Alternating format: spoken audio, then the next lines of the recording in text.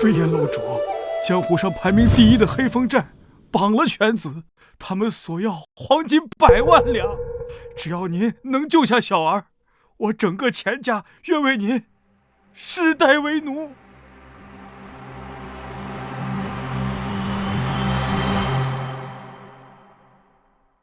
罢了，你钱家自发迹以来也算乐善好施，今日我便为你破例一次。谢谢楼主，谢谢楼主。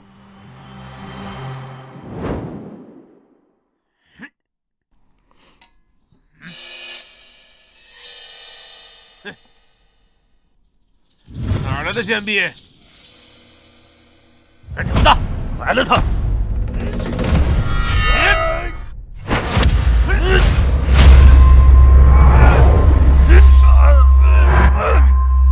找死，我便成全你们。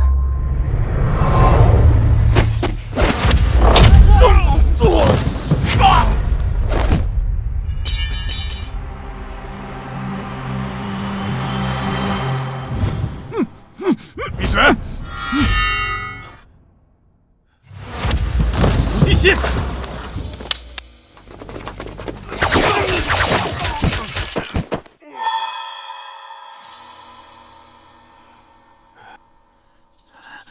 我这几个兄弟都是从刀山火海里闯出来的，你能在瞬间杀了他们，我想只有传说中的那位飞檐楼主，我再想不出第二个人了。但钱瑞，今日你带不走。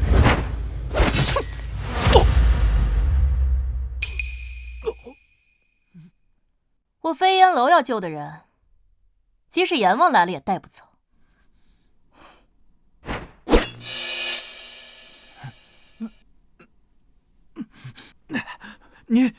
您就是传说中的飞檐楼主，想不到您竟然如此年轻貌美。走吧。听闻您在武功、医术、商贾等36个领域之中皆是顶尖高手，就连江湖第一杀手鬼见愁都是您的徒弟。他不是我的徒弟，我只不过指点了他3天。李小姐，总算找到您了。什么事？骆老爷他昨夜仙逝了。什么？什么？老爷他留下遗书，他名下所有的商行筹利全都由您继承，明日将为老爷举行大殓。小姐，您赶快回京吧。走喽！弟弟家，好好，小心啊，黎黎。走喽！好好好好好，好了好了，弟弟好好玩。阿离，你这样爹爹会很累的。不碍事的，我难得过来陪阿离，还要不要玩啊？还要。来，弟弟让你飞一下，起飞！哎呦，小心一点啊！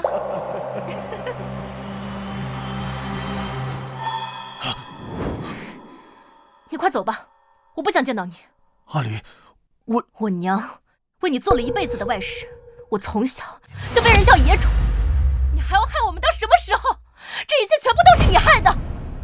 阿离，事情不是你想的那样。你不用狡辩了，我和我娘都不想见你，自己滚吧。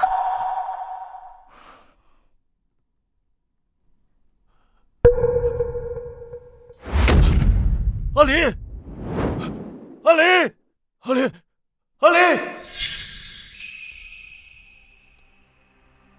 我自己回洛家，送他最后一程。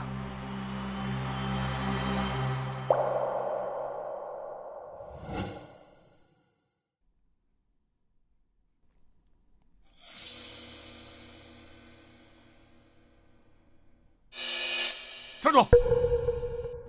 住手！快让开！你就是大姐吧？我派人查过洛家，知道她是我父亲于正妻所生的小女儿洛雪，但她怎么会认识我？大姐，你终于回来了。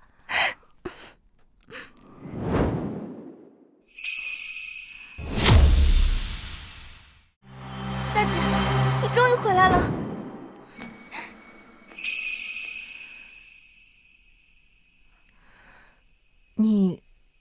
得我？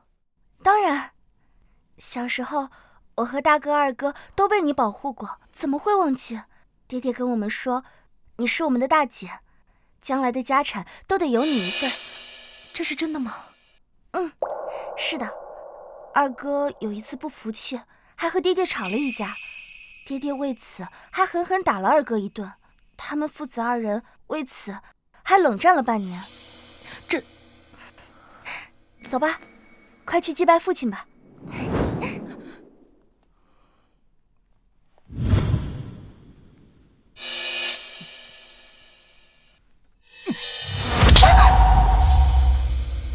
哥，你为什么要打我？就是你把这个贱人带回来的，是吗？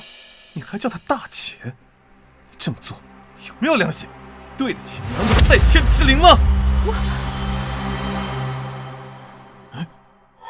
老爷将家族重担全部寄托在了大小姐身上，若她连这点小麻烦都解决不了，那我只好拿出老爷的第二份遗书了。站住！这是我家，你这个野种没资格进。野种？难道不是吗？以后见到我要叫我大姐，如果再让我听到野种2个字，这个野种竟然敢打我！愣着干什么？给我上！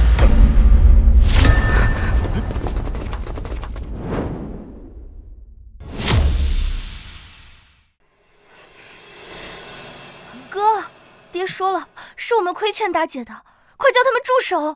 滚开！给我上！我死里打！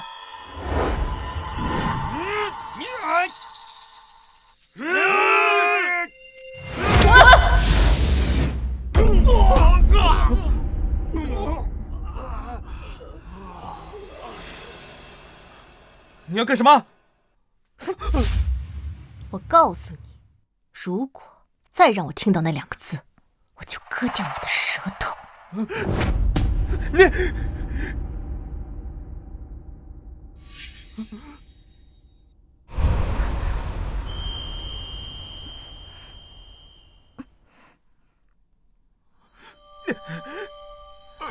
这个家里有你没我，既然这老东西这么喜欢你们，那就让你们2个女儿给他送终。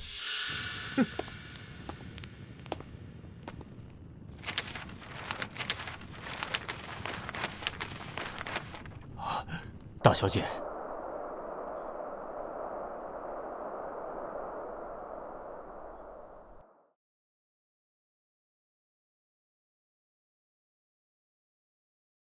爹，我来送你最后一程。爹，我带大姐回来看你了。听说那二叔流浪在外的私生女回来了。正午少爷，滚一边去！有你说话的份吗？也罢，看大小姐如何处置。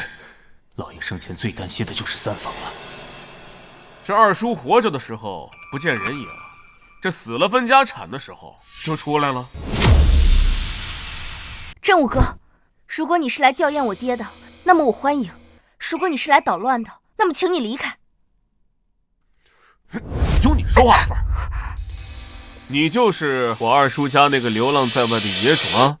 我这个人啊，从小在外面野惯了，脾气不太好。哼，什么意思啊？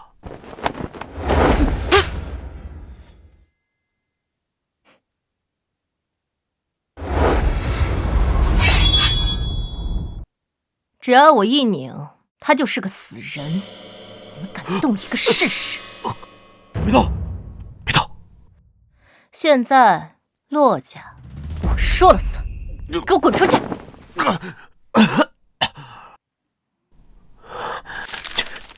既然如此，那二叔活着的时候之前答应我，这个府宅以5000两价格卖给我们。既然你说的算，那签了吧。骆家的府产价值1000万，你想5000白银买走，简直就是痴心妄想。爹爹绝对不会许下这种契约。是，这个府宅啊，确实价值1000万，可惜你拿不到。你什么意思？这骆家虽然说家大业大，但是江湖上牵扯诸多恩怨。你一个没名没姓的外室女，你能拿得起这么大的家产吗？聪明点儿，拿着这5000两，以后保你衣食无忧。赶紧走。如果我不同意呢？那我就让你有命拿没命花。是吗？哎，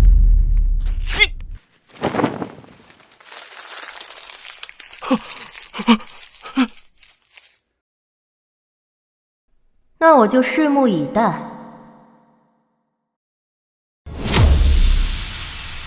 好啊，洛离，这是我最后给你一次活命的机会。从来都是我选择别人，我不想脏了我爹的灵堂。你给我滚出去！这女人会点功夫，我讨不到什么便宜。等我召集了幽冥殿的高手，再来要她的命。哼，好，你给我等着。走。大小姐，二少爷是去什么地方了？家里就一个男丁了，他不来参加丧礼，这有点不合适呀。我会去找他的。这爹爹的灵堂为何如此冷清？我记得爹爹生前最好客，他的亲朋好友以及骆氏商行的掌柜呢，为何不来吊唁？三叔和大伯生前就和爹爹斗得厉害，如今爹爹已经不在了，三叔已经放话，谁要是敢来吊唁，就是与他们为敌。所以岂有此理！就算再大的恩怨，人死为大。况且他们还是爹爹的亲朋好友，居然……哎，这大房和三房如今真是太过分了。老爷生前他们有些忌惮，可是如今二少爷云帆不成器，落雪小姐又年幼，他们就变得肆无忌惮了。很好，夫伯，将爹爹的大殓仪式推迟3日。另外，召集骆氏商行所有掌柜到这儿来，选大掌柜。走，小雪，去找你二哥。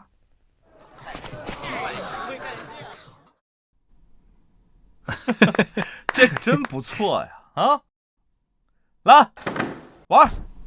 除了骆云帆不相干的人，全部都给我滚出去！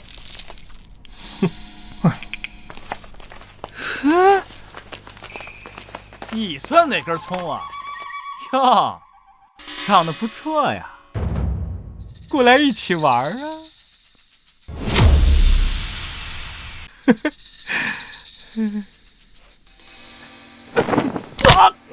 我的手！还不快滚！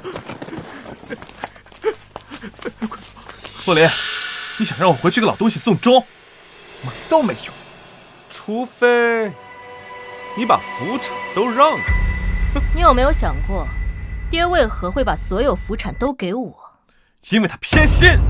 好，现在开始，我给你个机会，就比你最擅长的东西，不管比什么，只要你赢了，我就将所有府产都让给你。行，那就比骰子。大姐不能比的，二哥玩骰子很厉害，想要多少点就多少点。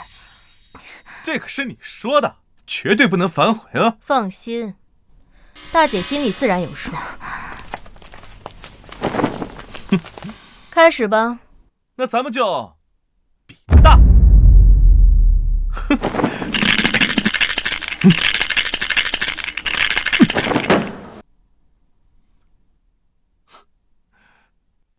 3个6，豹子。洛林，你输了，现在洛家的一切都是我的了。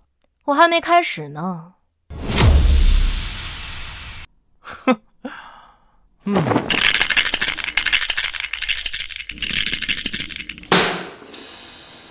故弄玄虚，我就不信你比3个6还多。就算你再会摇骰子，最多给我是个平手。你自己看。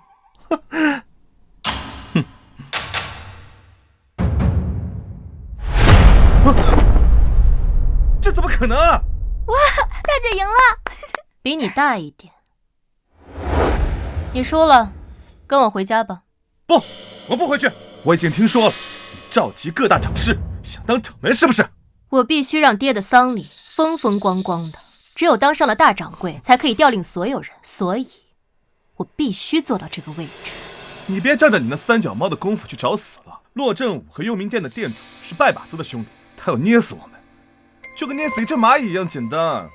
幽冥殿，那可是江湖上的活阎王。哥，你说的是真的吗？当然了，刺史家的公子跟他们抢一笔生意，后来幽冥殿的人出手，一夜之间屠了满门，我还想活呢。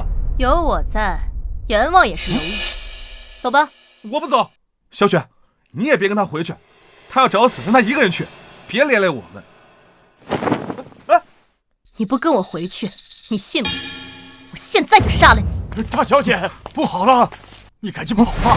这武少爷带着幽冥殿的高手，还有骆家的各方长士正往府里赶呢。正好，不用等到明日了。走，回家。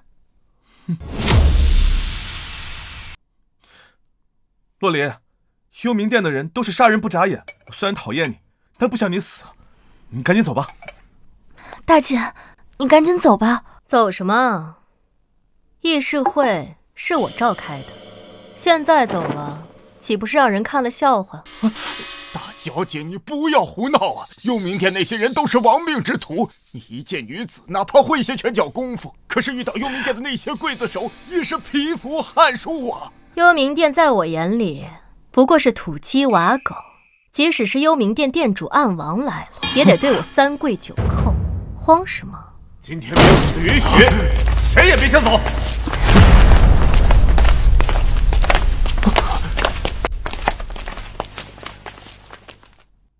各位长士，这位就是我二叔那位流浪多年的私生女。这小妞长得挺别致啊，就是一点礼貌都没有。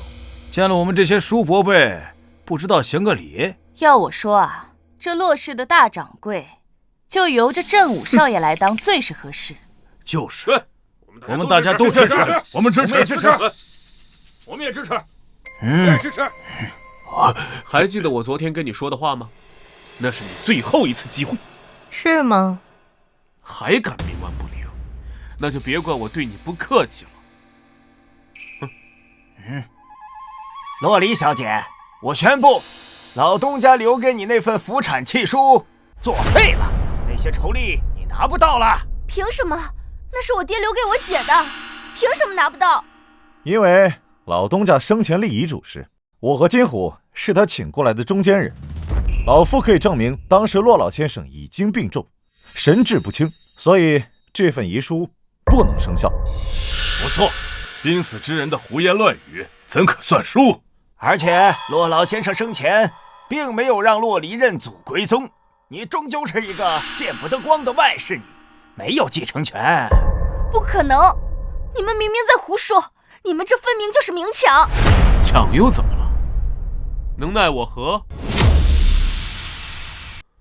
这就是你的手段吗？慌什么？陶长老，去把这个野种的双手双脚给我剁下来，丢到乱葬岗喂狗。是，振武少爷。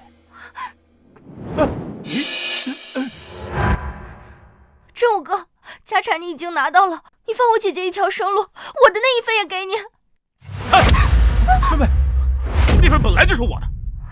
哦，还有你二房的财产，也得是我的。振武少爷都是姓骆的，何必如此赶尽杀绝啊？我已经给这个贱人机会，他自己不珍惜啊！老东西，你要是想活命的话，离远点。老爷生前命我一定要保护好大小姐，只要老夫在，谁也休想伤害她。大小姐，你先走。骆振武，老夫和你拼了！找死！富伯，富伯，看在至亲的份上，我再给你三兄妹最后一次机会。现在，一边学狗叫，一边给我跪着爬出去，这样，本少爷才考虑放你们一条生路。大姐，我们跪吧。不跪等什么？不许跪！不跪？看来你们三兄妹想跟这个老东西一起出殡啊！骆振武，我本念及你是同根生，想留你一命，现在看来，你自己作死。你一个外侍女，以为就凭2下3脚猫的功夫就能闹翻天？不用给他留全尸了，一起上！不要！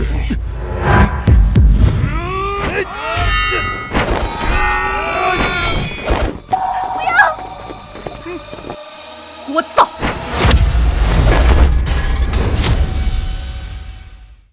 聒噪！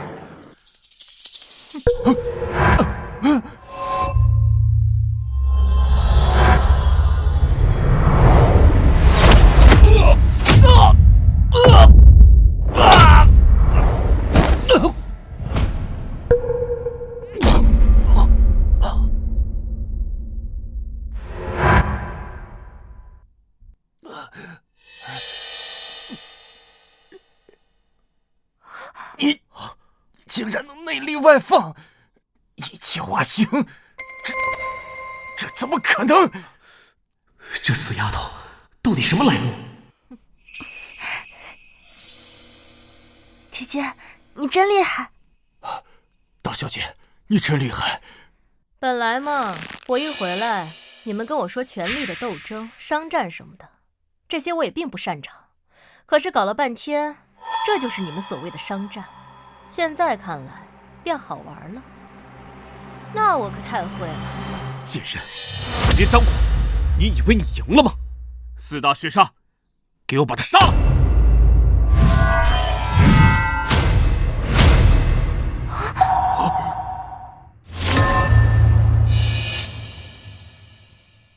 大姐，放心，有大姐在，天塌不下来。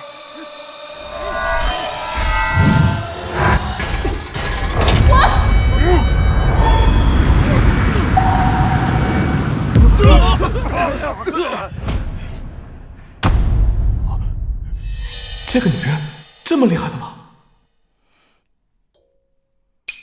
你要干什么？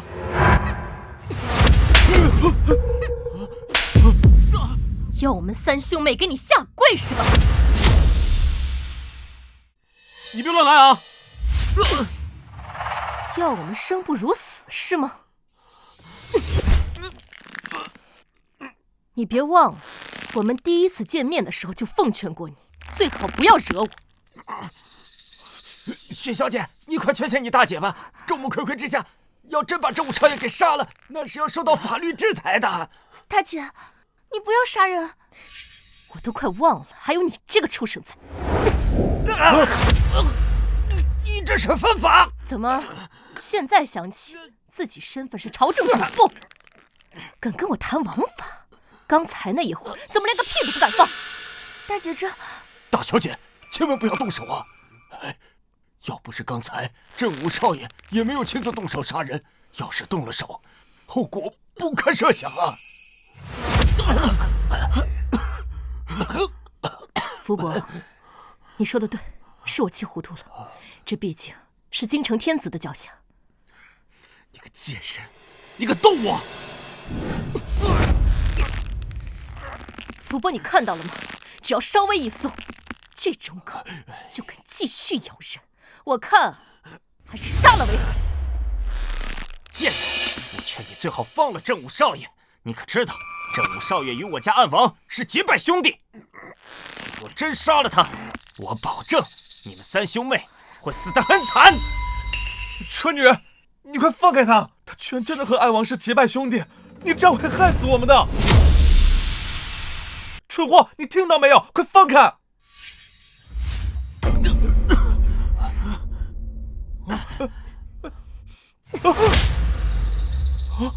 你又打我！刚才洛振武要杀我们的时候，你一声不吭，现在倒是勇敢杀了。莫不是因为我是你大姐，所以你才如此肆无忌惮？你再废话一句，当心我割了你舌头！从今往后，你要尊称我为大姐，还有，你要好好感谢上苍，让你我之间有血缘关系，所以你才有资格叫我大姐。你要知道，有多少人匍匐跪在我面前，也只是为了求我见他一面。你想干什么？我告诉你啊，我已经派人去通知我大哥暗王了，等他来了你就……暗王算个什么东西？他见到我也得给我跪下！贱人，你竟敢侮辱我家暗王大人，你找死！这已经是你第3次叫我贱人了，很好，一声贱人断一条手臂，3声贱人2手1腿，你再叫一声试试，我保证你这条腿留不住了。按他这么说，他要是喊了5声贱人该怎么办？他可以试试，试试看就知道了。你在这吓唬谁呢？真以为会点功夫就敢跟我们幽冥殿抗衡？我们幽冥殿有8大宗师高手，暗王更是神境高手，你算个什么东西？我都说了，暗王见到我也得给我乖乖跪下。放肆！你个贱人，竟敢如此侮辱我家暗王大人！你是谁狗胆包天？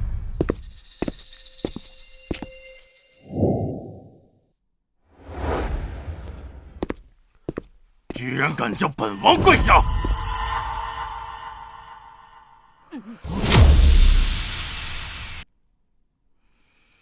完了完了，这下死定了！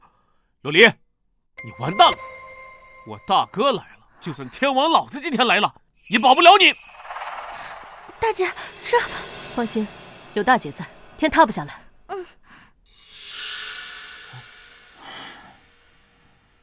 我等见暗王大人。免礼。大哥，你总算来了。哎，就是这个女人，口出狂言。她说，就算是您见到她，也都得跪下。她还说，你算个什么东西？找死！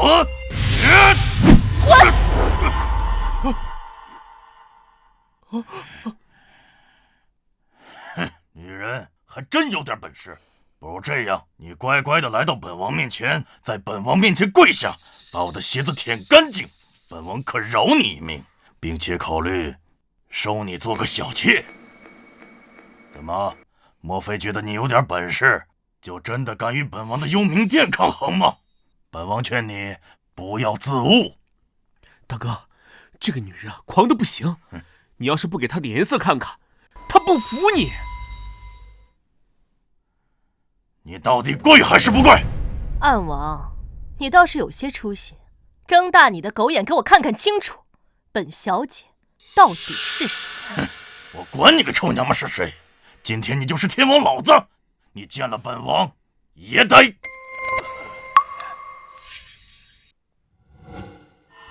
滚！就算是您见到他，也都得跪下。你是飞檐楼主？你是飞檐楼主？很好，不错，让我跪下给你舔鞋，让我当你的小妾。我今天才发现，你觉得自己很厉害，看来以前是我小瞧你了。大哥，你在说什么呀？什么飞檐楼主啊？你搞错了吧？她就是我们骆家流浪在外的一个私生女，你怕她干什么呀？你干她呀！你胡说！你个狗东西，差点要了我的狗命！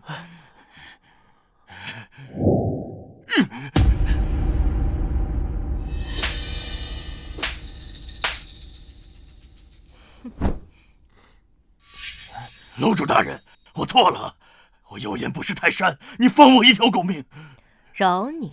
看来你还是不太了解我。安王大人，您这是跪下！还不给我跪下！大小姐到底是什么来历？大姐，居然这么威风吗？感情这女人没在吹牛啊。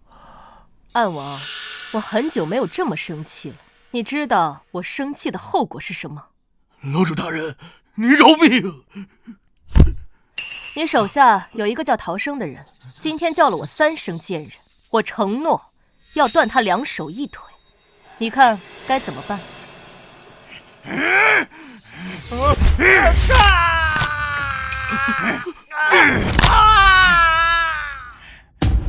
楼主大人，您看，这样可否饶我一命？带着你的人给我滚！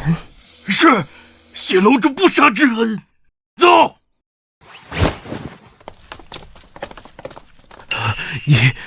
你在干什么？你说呢？我不管你背后有多大来头，但我现在是看出来了，你根本就不敢在京城杀人，所以你才让暗王去对付这个陶生。如果你杀了人，你如何照顾你的弟弟妹妹？被我猜对了，怎么不说话了？像你这种人在江湖上一定是不干净的，一旦犯了事便会后患无穷，所以我敢笃定你不敢杀我。大姐，这……现在看来你的脑洞非常清奇，这么一来倒是提醒我了。还好暗王没有走远。暗王，给我滚回来！什么意思？这么一说，的确，我的手在京城不能沾上血。像你这种蝼蚁，我有千百万的方式来杀你。楼主大人，您不是答应我饶我一命吗？放心，我不会杀你。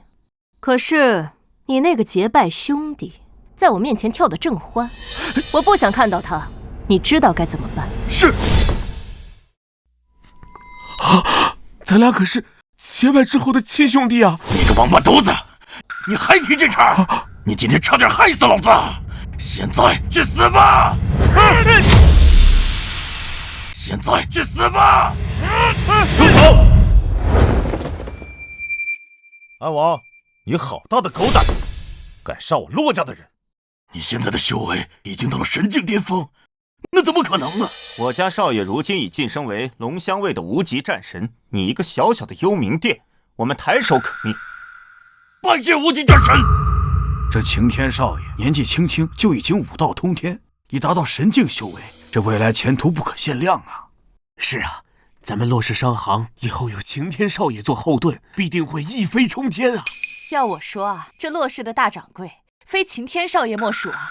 天哪，龙香卫隶属朝廷兵部直接管辖，这是天大的势力啊！没想到大房家的擎天少爷居然成了龙香卫的战神，这下麻烦可就大了。你个老嚣张！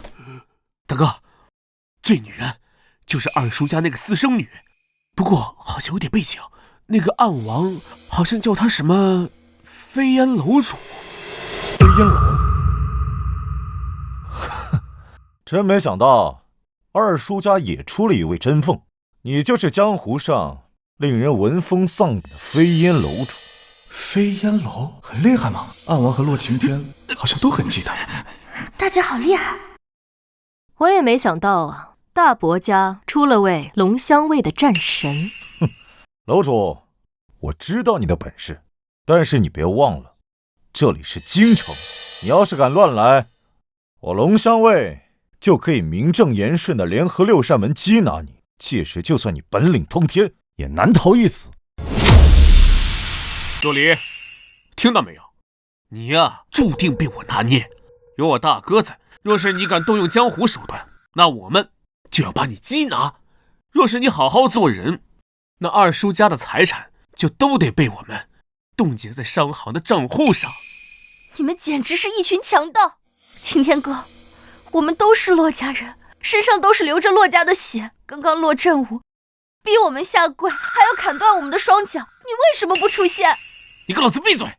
再胡说八道，我撕烂你的嘴！你再敢威胁他，信不信我撕烂你的嘴？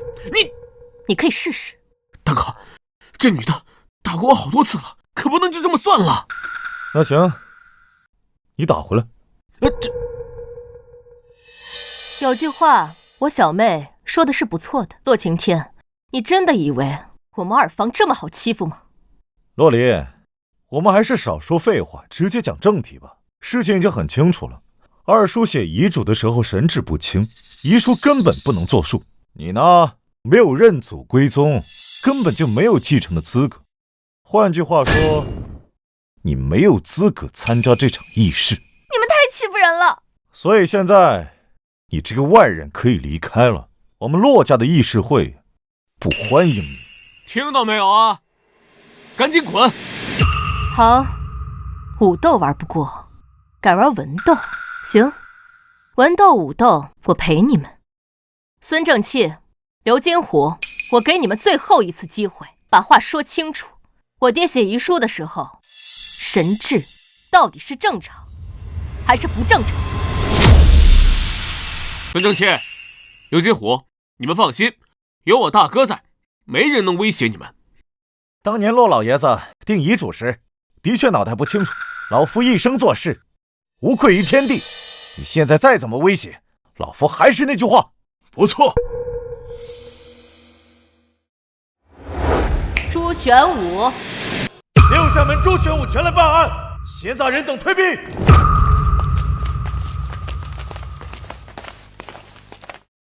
六扇门前来办案，请诸位配合。孙伟，你说说情况吧。你这个逆子，你来做什么？爹啊，你糊涂啊！你交给我那封密信，还有那张银票，我都交给朱捕头了。你想就气死我吗？你呢？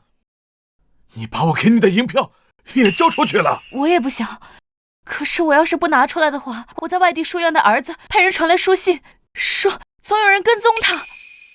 朱捕头，孙正气和刘金虎收受贿赂且作伪证，金额数量巨大，该当何罪？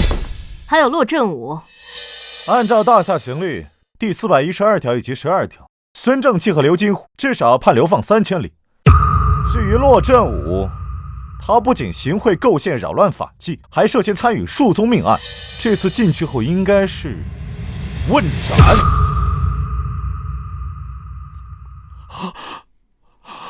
问斩！大哥，救我！救我！救你！现在证据确凿，骆晴天要是救你，就是藐视王法，他干预的越多，死得越快。你确定？你可以试试。朱捕头，你确定要和我们龙香卫作对？战神大人，此乃职责所在，使命所系，并非要跟你们龙香卫作对。难道战神大人是要包庇罪犯？若真是如此，那在下只能将此事上报给指挥使，顺便通报给龙香卫的龙王店主。好，朱玄武，我记住你了。来人，将骆振武、孙正气、刘金虎拿下！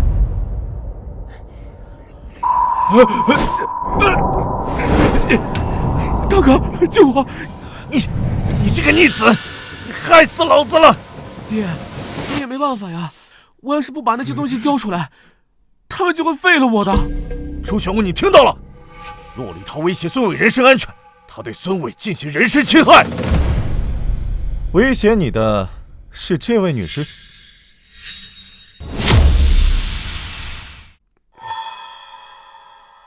我没有见过她。你听到了？威胁她的不是洛离。如果你有确凿证据，我欢迎你来我们六扇门报案。好，朱玄武，够狠的，希望日后没有落到我的手上。咱们彼此。走。大哥，救我！走。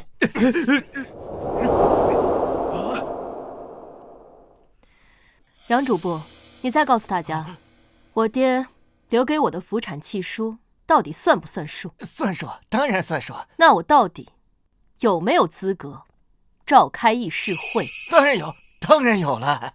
好。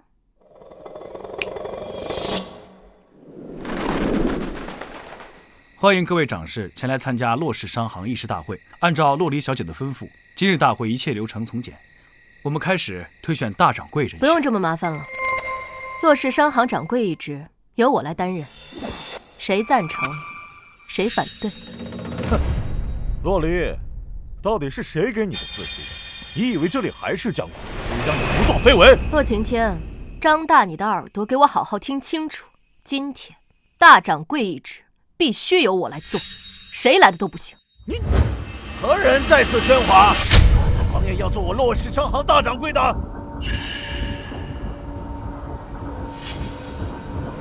爹，三叔。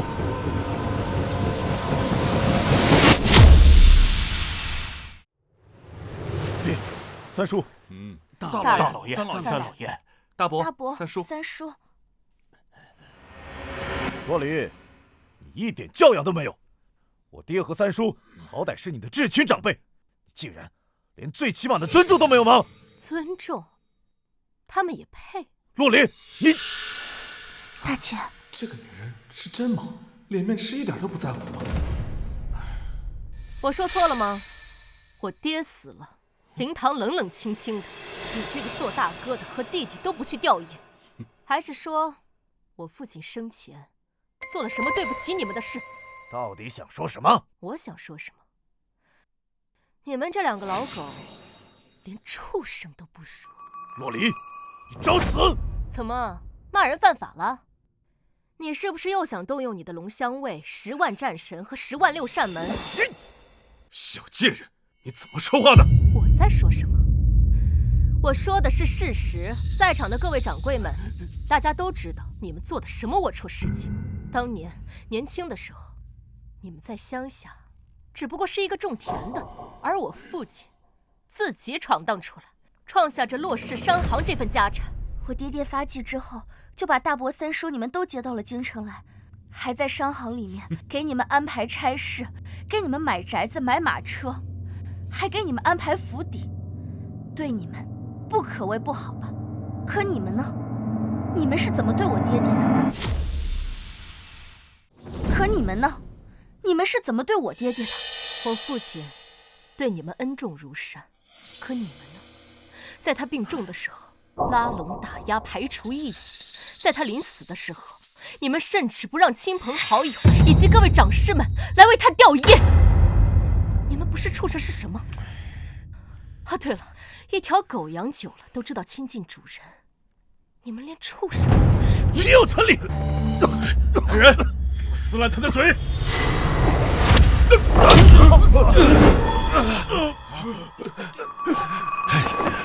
四大龙卫，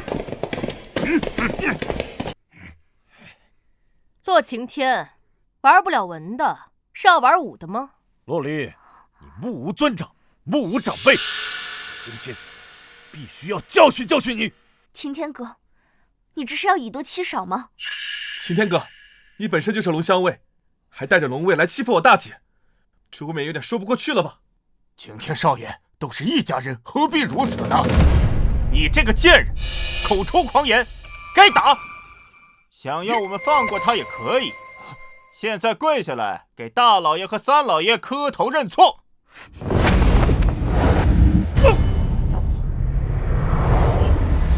你说什么？再说一遍，我没有听清楚。洛离，你好大的胆子，竟敢出手伤我龙香卫！你可知单凭这一条，我就能缉拿你？来，缉拿我试试。我倒要看看，你龙香卫是朝廷做主，还是你洛晴天做主？飞烟楼和六扇门的关系似乎不错，难道他在龙香卫也有关系？若因为这点小事闹得不可开交，店主知道了，只怕还会怪罪我。怎么，你是怕我在龙香卫有名吗？怕什么？有理走遍天，只要你有理，你就能把我抓了。好啊，我倒要看看你手上的本事是不是和你嘴上的本事一样厉害。那不行，我说话的本事比起我打人的本事可差远了。上！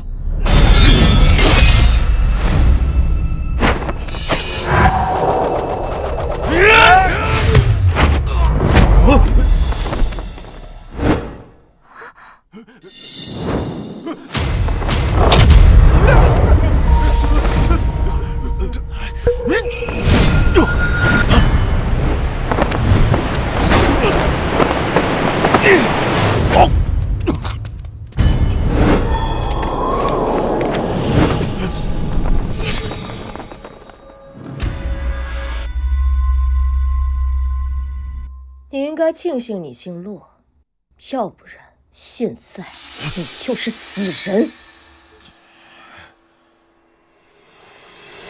飞烟楼主果然名不虚传，可惜你已经触碰了我的底线，给我等着！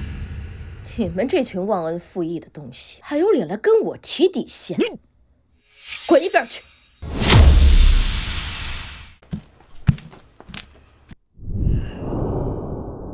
现在我担任掌柜，还有谁反对，谁赞成？你个死丫头片子，你有什么资格来当骆氏商行的大掌柜？平洛氏商行是我父亲建立的，骆氏商行是我们一起努力才有了今天的规模。你这个外室女，还想来当大掌柜？所以你反对？不错，我反对。我认为现场之中唯有资格当这个大掌柜的人，就是我大哥骆云峰。我支持我大哥当这个大掌柜。对，我们也支持大老爷当大掌柜。你们，臭丫头，看到了吗？这就是人心所向。赶快滚吧！以后每年稳定拿你的俸禄就行了。至于商会的事情，还轮不到你操心。对，滚出去！对，赶紧滚出去！什么都不懂，还想当大掌柜，简直就是个疯女人！闭嘴！所有人都不要吵了，也不要一起反对，这样我清理起来垃圾也分不清楚先后顺序。你是第一个反对的，对吧？不错。怎么，你还想用强不成吗？朱玄武，六扇门奉命前来办案，闲杂人等退避。怎么又过来了？就是啊，这小子一天到晚净为这外室女服务的吗？骆小姐您好，岂有此理！朱玄武，你六扇门是他洛离的私人护卫吗？让你来你就来，太无法无天了！战神大人，洛离小姐是我们大夏的子民，她向我们提供证据，举报犯王法嫌疑人，我们当然要过来。如果你可以像她一样举报罪犯，提供证据，我们一样可以为你服务。三叔，你知道朱捕头是来做什么的吗？你什么意思？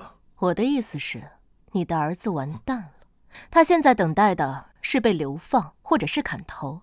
我看他在里面也挺寂寞的，等着你进去陪他。你恐吓我吧？我恐吓你？我还想问问你了，这些年你手上干净过吗？老夫一生行事，俯仰无愧于天地，你休要血口喷人！好一个俯仰无愧于天地！骆老狗，你的脸简直比城墙还厚！参见老主。免礼。大家好威风。这个女人，我以为她是个冲动的主，没想到一切都运筹帷幄呀。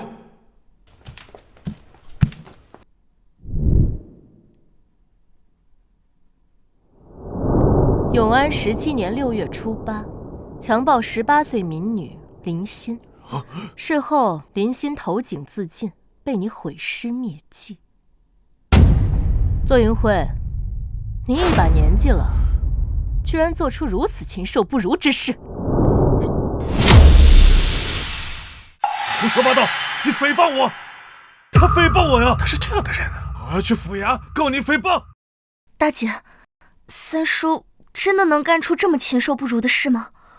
他做的事情还不止这一件呢。他以为他做的事情天衣无缝，其实为他毁尸灭迹的人早就已经被我控制了。那些人已经一五一十的坦白了自己的罪行。还有，你住嘴！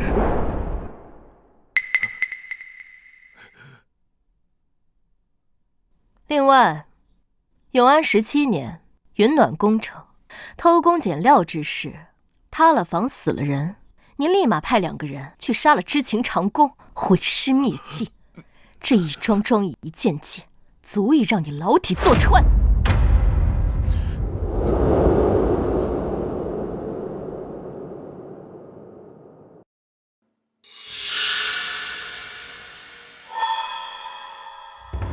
将骆云辉铐起来！混账！怎么，战神大人，你要包庇骆云辉？那我可要向我们指挥室禀报一下，看看你们龙骧卫是不是可以无法无天！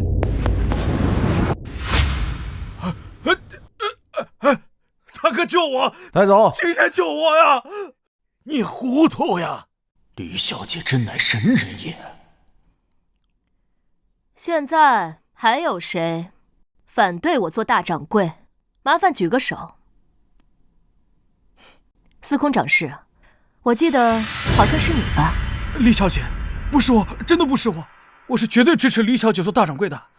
今天我司空员在这里，谁要是敢跟李小姐过不去，就是跟我司空员过不去。司空掌事，你怕什么？行得端，坐得正，你还怕6扇门不成？李小姐，不是我怕什么，我是敬佩你。这骆氏商行本就是你父亲一手创立的，你不做大掌柜，谁有这个资格？李小姐，不是我怕什么，我是敬佩你。这骆氏商行本就是你父亲一手创立的，你不做大掌柜，谁有这个资格？对，李小姐有资格做这个大掌柜，我们都支持李小姐做这个大掌柜。对呀，我也支持李小姐。除了李小姐，大家安静。那你呢？你是支持我还是反对我？你怕什么？你儿子是龙骧卫的战神，他虽然保不住三房，但说不定能保住你。洛离，你威胁谁呢？我威胁谁？你爹怕什么？他行得端，坐得正，不做亏心事，不怕鬼敲门。爹，你不用说了，这大掌柜的位置，你坐吧。既然各位如此抬举我，那我也只好去之不恭了。司仪，准备宣布结果吧。杨主簿，李小姐，您请吩咐。好好配合我，帮我拟好做大掌柜的手续。还有，将三房的府产全部冻结在商行的账户上，其次的分红每年当作赏钱发给所有伙计们。啊，是。做完这一切，你就去6扇门坦白你自己的罪行吧。啊，不愿意？不，愿意。好，2日后，我将为我的父亲准备大殓，想来的人我自然欢迎，不想来的人也不勉强。我们走。李小姐慢走。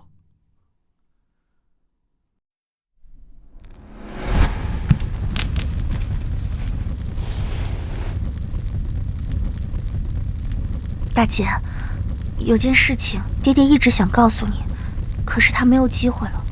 他嘱托我说，等我见到你，一定要告诉你。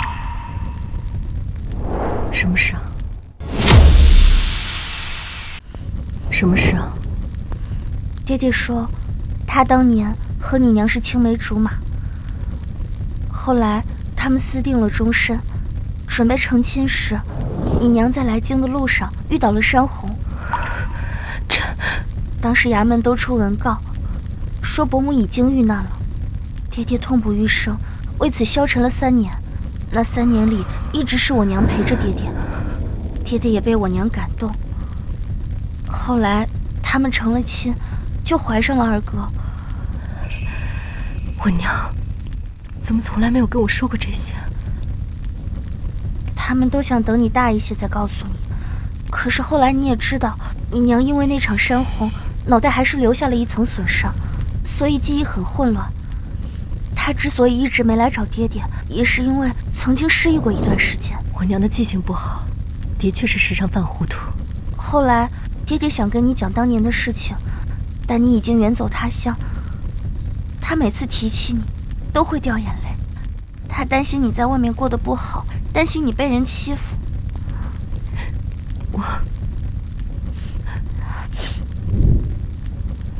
大姐，你不要恨爹爹了好不好？爹爹真的是一个很好的人，他这一生就想你娘开心，和我娘开心，还有我们都开心。可是最后，他却伤害了我们所有人。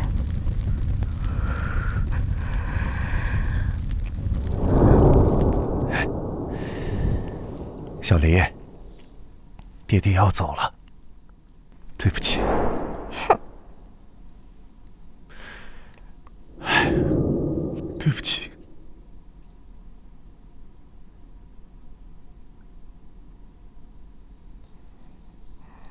爹爹，你怎么哭了？我不生你气了，你别哭了好不好？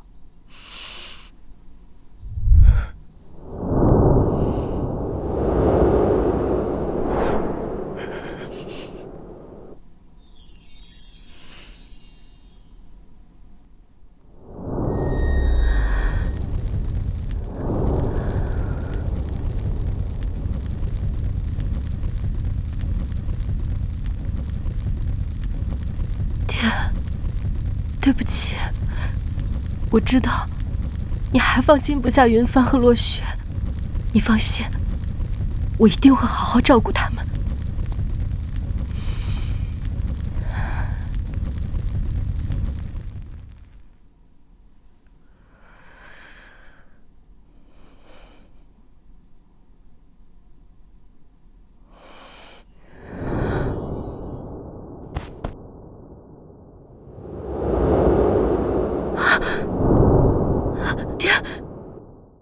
没死，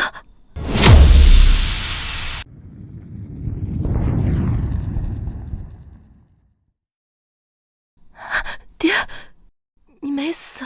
好，阿丽，不要难过，不要遗憾。以后只要你开开心心的，爹爹就心满意足了。爹。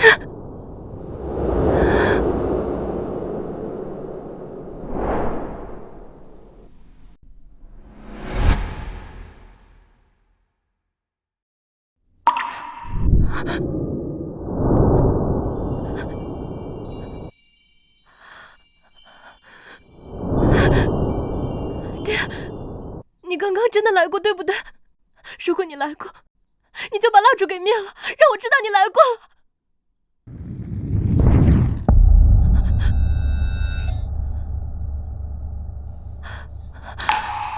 爹，女儿以后一定会开开心心的，好好的活下去。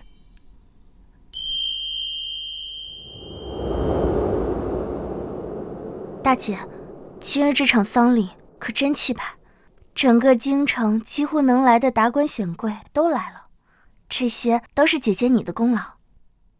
这些只不过是死后的哀荣，我已经没有办法再为爹爹做什么了。姐姐别这样说，爹爹在天之灵，一定希望你能开开心心的。唉，累死了，我要先回去补觉了，睡他个3天3夜。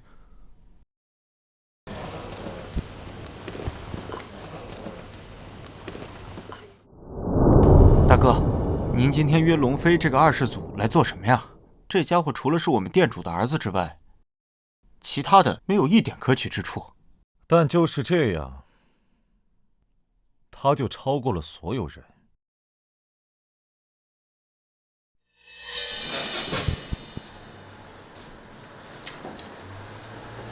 洛晴天，你说的那个极品的美人在哪儿啊？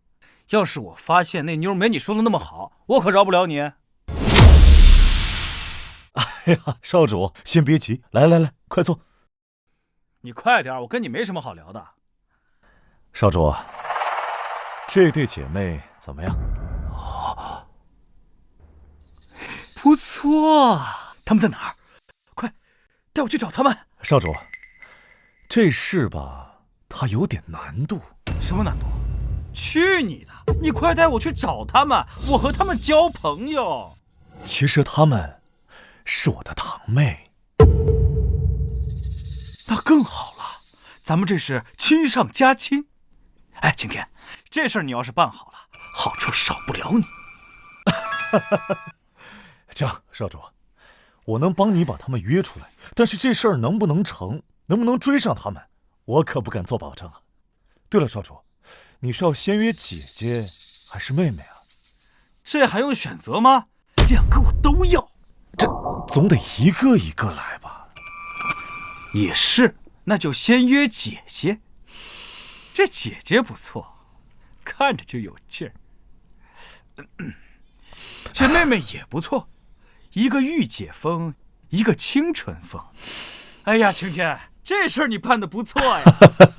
小子，就让你去惹洛离这头母老虎吧。到时候龙香卫和他闹得不可开交，那就有好戏看了。来，喝酒。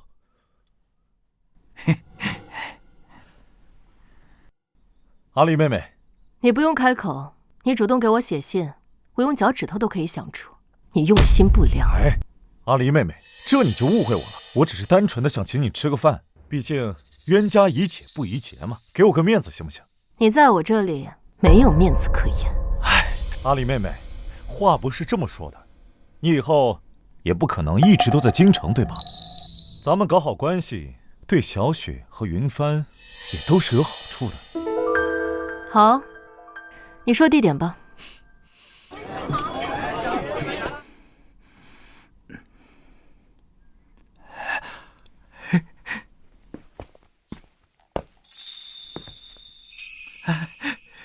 李姐姐，请坐。这是……哦，这是我们龙香卫店主的儿子龙飞，他听说过你特别仰慕你，所以拜托我引荐你。一下。李姐姐你好。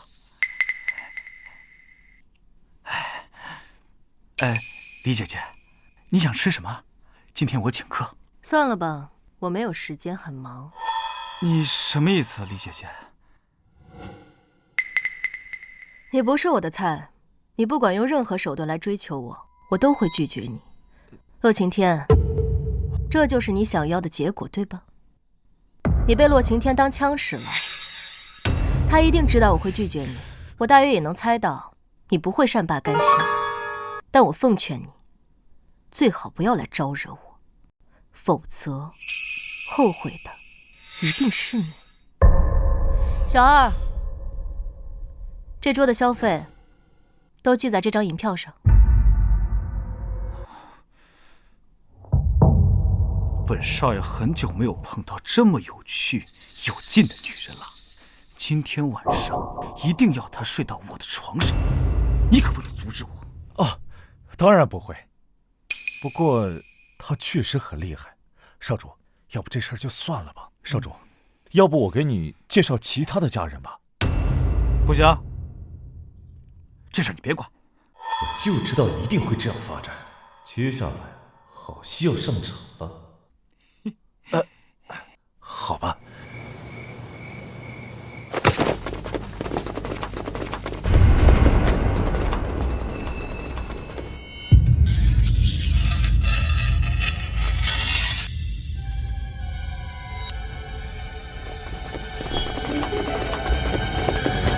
真是来找死！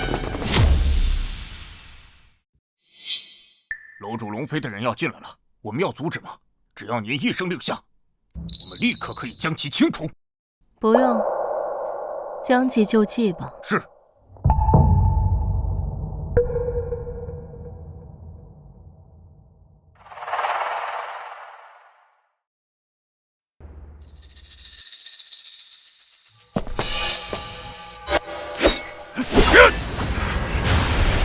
计划行，你们最好不要发出声音。我跟你们一起走，如果你们谁吵醒了我弟弟和妹妹，就死定了。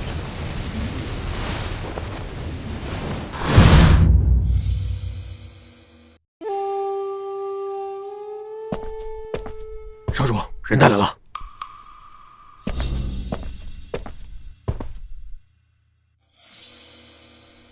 咦，还是醒着的。不过没关系，这样更刺激。不得不说，李姐姐，你是我见过最有劲、最极品的女人。是吗？对，就这股傲的劲儿，我最喜欢。千万不能丢啊！待会儿在床上的时候，一定也得是这样。你说早配合点不好吗？非得搞成现在这个样子呢？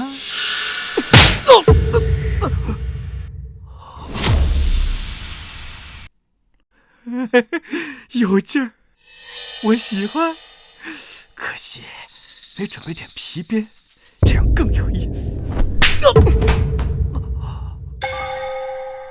我说你动手轻一点，都给我打破相了，要不然就不是情趣，而是情绪了。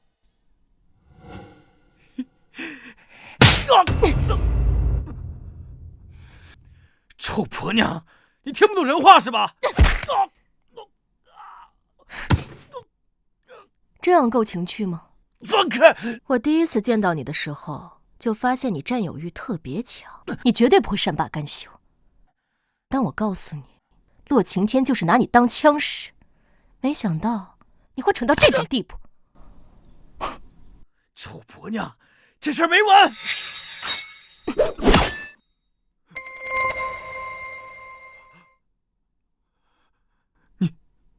你要干什么？你别过来！我爹可是龙香味的店主，你别过来！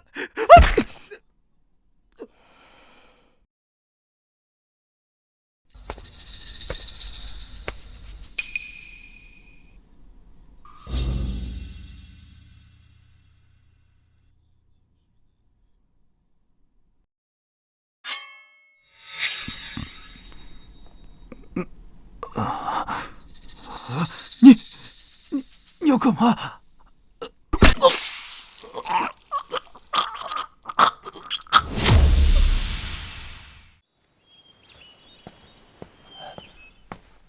大小姐，云帆呢？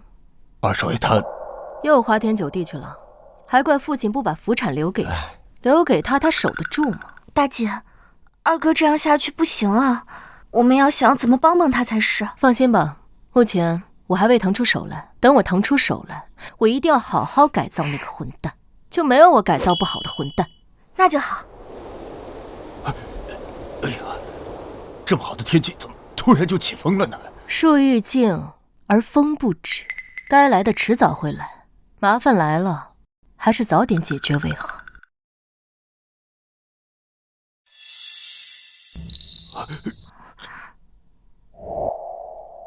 罗离，你好大的胆子，居然敢杀我们店主的独子！大姐这……放心，意料之中的事情，大姐能搞定。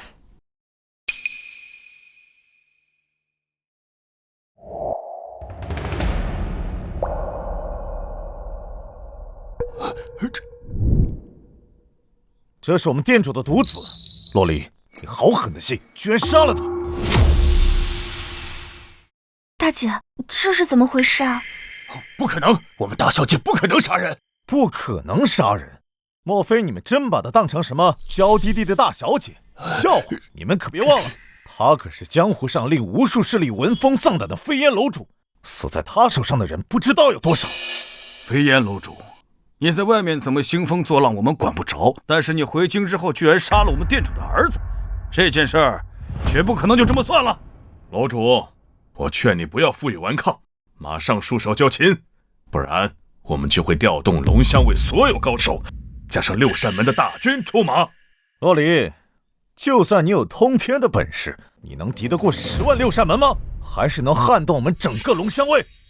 听我号令，洛离但凡敢擅斗，不用管其他人的性命，一律格杀无论。等一下，齐天少爷，你这是要做什么呀？老东西，你闭嘴！福伯，这事儿我来处理。大小姐，这洛晴天，你一定要这样是吧？不是我一定要这样，而是你杀了人，杀的还是我们店主的儿子。洛离，你他妈完蛋了！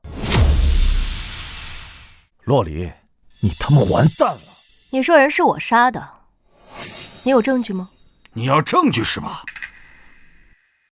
证人证词都在，而且当晚就你去过我们少主的别院。还有，物证在此，这是杀害我们少主的凶器，上面还有你的手相。楼主，废话少说，先束手就擒，然后跟我们回去。等回去之后，自会调查清楚。在此之前，你必须无条件配合我们，不然怎样？不然的话，就地格杀。就凭你们这群废物，还想格杀我？楼主，你是想公然造反是吧？难道连王法都制裁不了你了？洛晴天，你说人是我杀的，我想你自己心里比谁都清楚。我现在给你一个机会，让你坦白自己的罪行，这样我还可以考虑给你一个体面的死法。威胁我呀？这不是威胁，是忠告。哼，得了吧，洛离，你现在已经无路可走，还在这里跟我装模作样，是吗？洛离啊，洛离，只要将你拿下，我便挑断你的手筋脚筋。从此以后，不管你是否能活着，那你都将是一头没了牙齿的老虎。懒得跟你废话，给我将洛离拿下！住手！谁敢乱来，我六扇门绝不答应！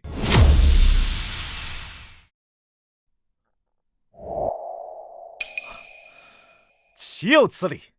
光天化日之下，你们龙校尉要干什么？朱玄武，又是你，不愧是洛离的一条好狗。洛晴天，你敢辱骂本官？骂你怎么了？骂错了吗？我现在是正式办案，代表着朝廷六扇门。你辱骂本官已经违反六扇门条例第37条，我有权带你回六扇门接受调查。好大的官威啊！朱捕头，我们龙乡尉也不惧你六扇门，这样的官话恐吓就没必要再说了吧？行，我给你这个面子。朱玄武，我们今天过来是因为洛离杀了我们少店主，我们要把他带回去，你不会阻拦吧？当然要阻拦。如果洛离小姐真的杀了人，那我们六扇门自然会秉公处理。况且说洛离小姐杀人也只是你们的一面之词，你是铁了心要包庇洛离了，请注意你的言辞。我这哪里是包庇，我的所有言行做法全都在按六扇门条例进行。你如果不满意，可以去给我们指挥使投诉我。是啊，你们龙乡尉什么时候可以私自抓人？谁给你们的权利？如果你们都来定罪的话，那还要六扇门来做什么？不错，难道我们六扇门是摆设，是吃干饭的？朱捕头，今天我们必须把洛离带回去，麻烦你不要阻拦我们。事后我会让我们店主与你们指挥使沟通。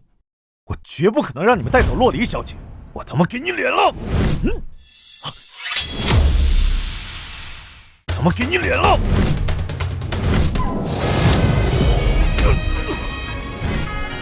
洛晴天，就你这种三脚猫的功夫，还敢在我面前班门弄斧？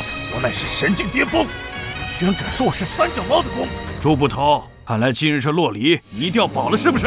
没有什么保不保的，这里发生了命案，我们六扇门就是专门负责此类特殊案件的存在。现在于情于理于法，都该交由我们六扇门来调查处理。要是我偏不呢？你们不要搞错了，我们现在是合理合法的行为，现在违反规矩的是你们。行啊，那就是谈不拢了，那就别谈了。独孤长老，看来我们只能强行抓人。怎么，要连我们也格杀勿论吗？刀剑无眼，你若是识相就让开，不然的话，就算有什么损伤，我也没有办法。大姐，现在我们该怎么办？是啊，大小姐，这里火拼起来，事情就闹大了，到时候全家都不可收拾啊！强行抓人，洛晴天，你真的想把你们龙乡尉全部彻底拉下水？听不懂你在说什么。洛离，你杀了我们少店主，今天你必须得跟我们走。不错，这件事绝不可能稀里糊涂的过去。我们六扇门会将此事调查清楚，给你们个交代。我警告你们，你们最好不要乱来。现在你们六扇门多的是办法可以包庇。对不起，这件事你们不能让步。你们可以调查，但洛离今天必须跟我们回龙乡尉。不可能，那就是谈不拢了。兄弟们，给我上！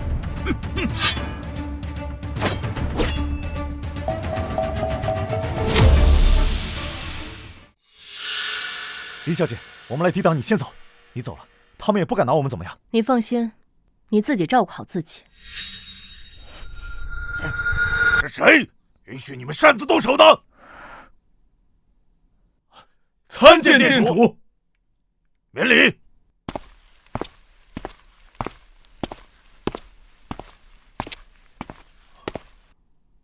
儿子，是谁杀了我儿子？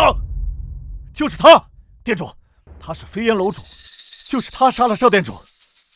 好一个飞烟楼主，在江湖上如何作威作福就算了，今日还欺负到我龙啸云头上来。首先，不是我杀了你的儿子；其次，真正害你儿子死的人不是我，而是你。我？你在放什么狗屁？你儿子跋扈成性，视王法如儿戏。就算今日没事，他日也会死于非命。是你纵容娇惯你儿子，应该自省。岂有此理！你杀了我儿子，还来教训本店主，找死！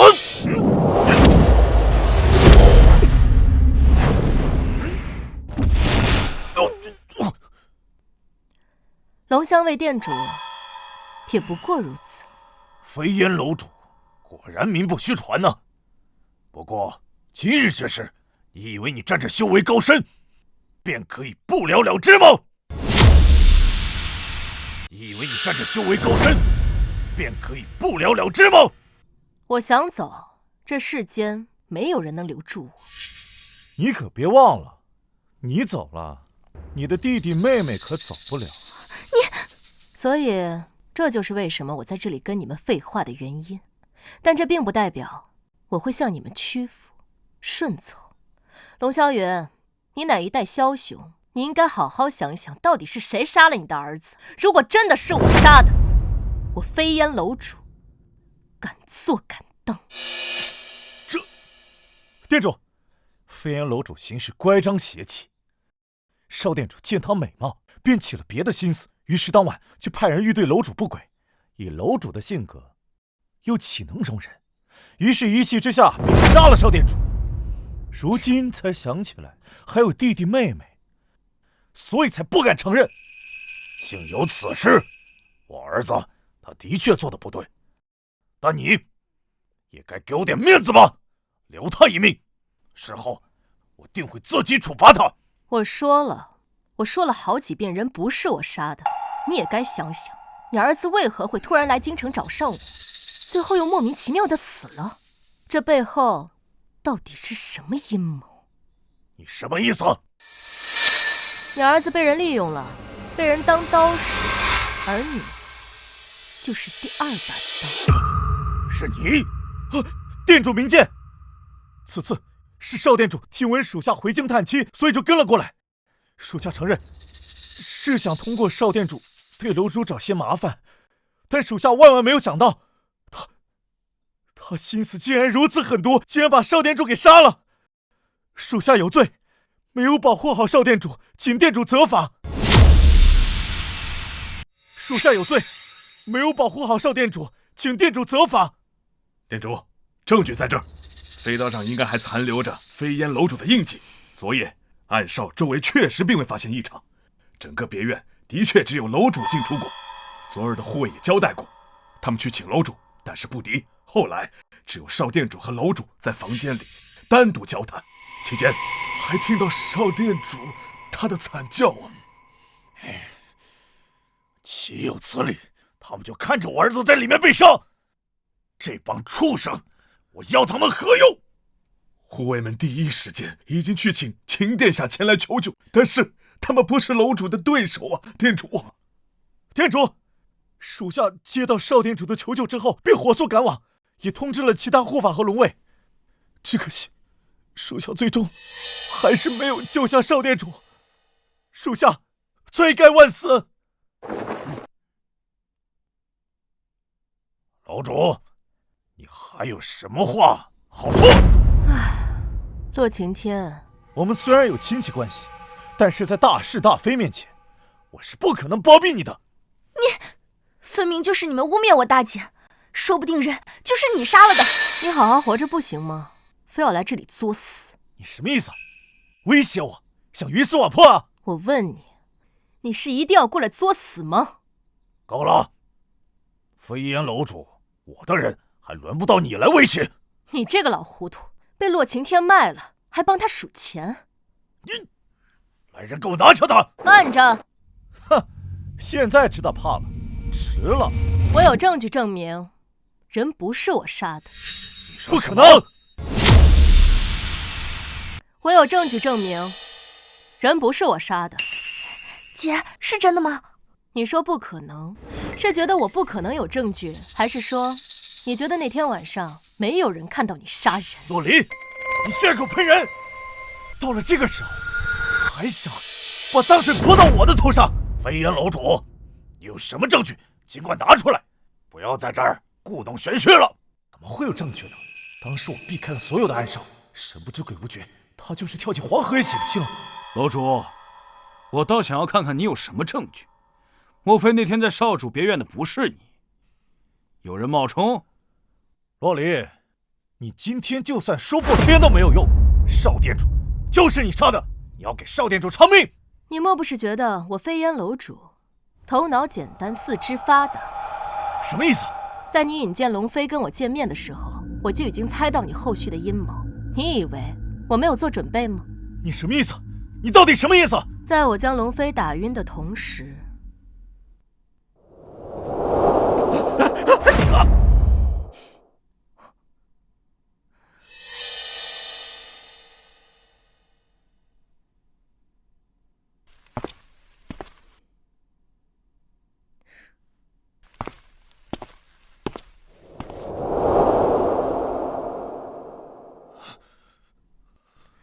龙店主，这是记忆碎片，至于里面内容是真是假，还请你自行判断。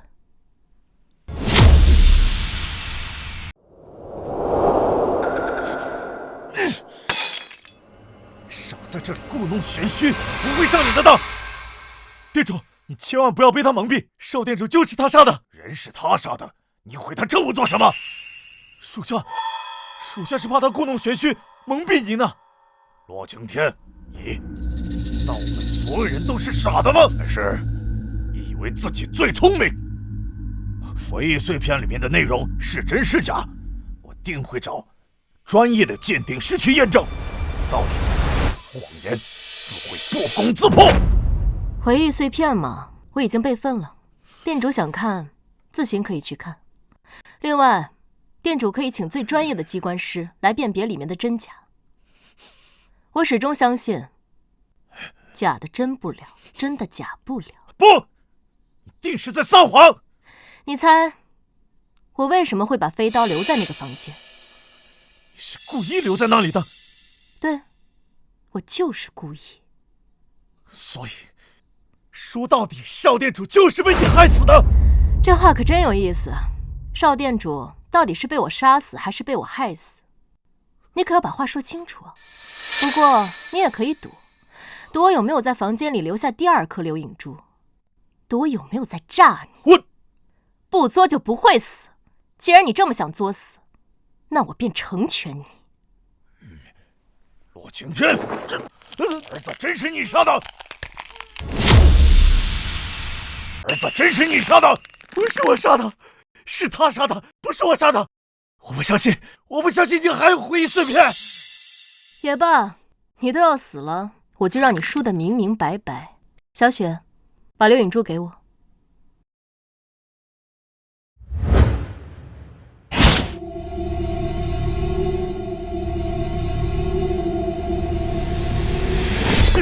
洛晴天，我儿子就是你杀的。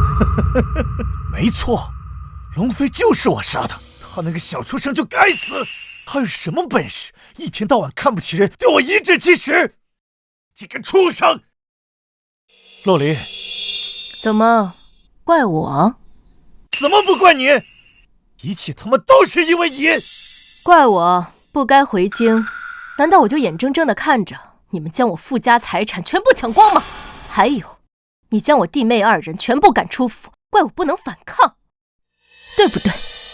我洛氏商行是我父亲一手创建的，你们大房三房在我们商行里又是吸血又是吃肉，将我父亲的一切都吃干抹净，还怪我们反抗？这天底下有没有这样的道理？这天底下有没有这样的道理？就算是这样，我大姐没有对你们大房怎么样吧？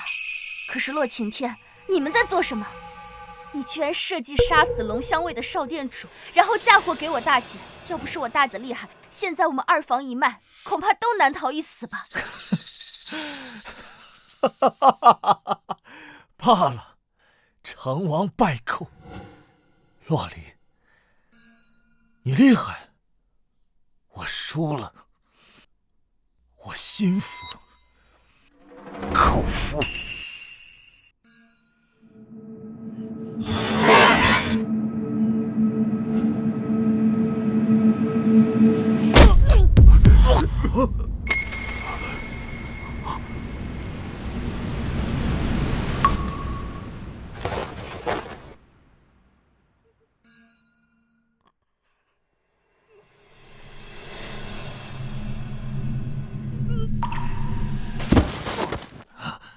呸！畜生，死有余辜！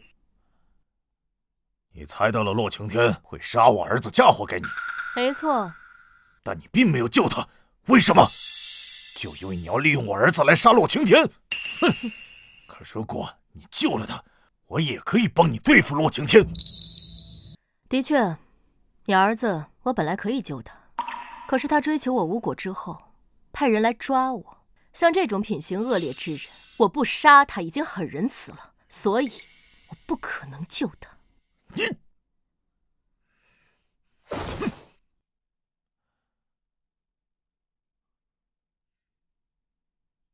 浪妃，爹带你回家。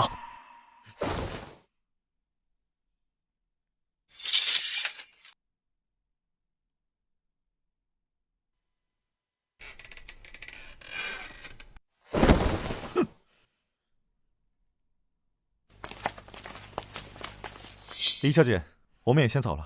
周捕头，谢谢的话我就不多说了。当年若不是您在西域伸出援手，我们的血魂部落就全军覆没了。此等大恩，三生三世难忘。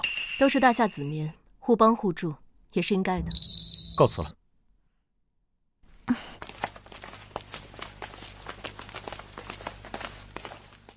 大姐，我们都是洛家人，爹爹生前对他们大房、三房都竭尽心力的好，可是他们为什么恨不得我们去死？傻妹妹，这就是人性。爹爹给他们一点好处，也许他们会感恩，可是一旦给多了，他们就会觉得洛氏是他们的，所以他们容不得我将洛氏拿回来。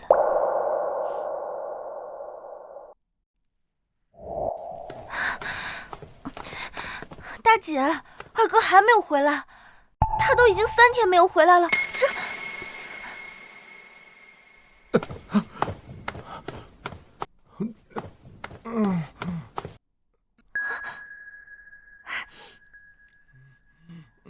二哥，滚开！谁要你管我？站住！二哥，滚开！谁要你管我？站住！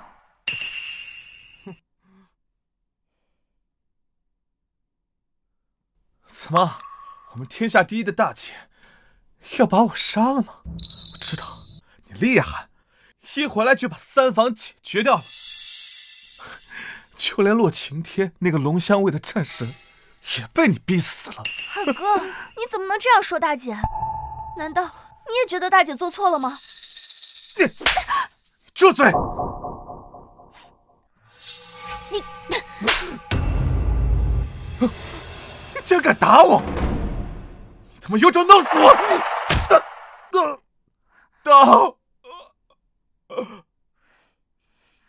起来！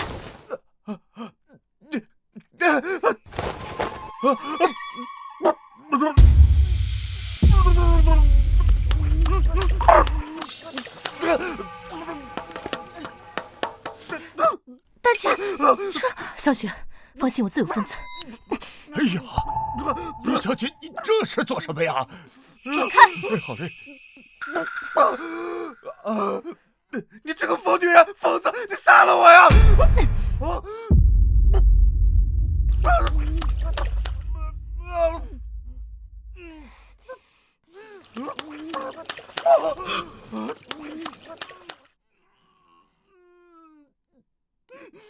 起来，滚！哎呀！骂得够尽兴吗？我还没玩够呢。怎么？我倒要看看，今天是你骂死我，还是我玩死你？你到底想怎么样？你到底想干什么？不发疯了。好，那我们来好好谈谈，你到底有什么不爽？还是说花天酒地就是你的日常？我不爽是因为爹爹偏心你。为什么他把所有福产都留给了你？明明我才是家里的独子啊！二哥，不是这样的。你闭嘴！该闭嘴的是你。你要打我？你不该打吗？你在外人面前，在大房三房面前，连个屁都不敢放。别人让你下跪你就下跪，你回来对小雪就这点能耐？你还是个男人吗？他们大房三房根本就不是正常人啊！我能有什么办法呀？我知道你怕大房三房，我能理解你。但是你对关心你的妹妹这样非打即骂，这是无可奈何吗？你就是欺软怕硬，没骨气，是非不分。我要是爹爹，这福产我也不会留给你，因为爹爹知道这福产留给你，搞到最后会一分不剩。留给我，或许还能给你一口饭吃。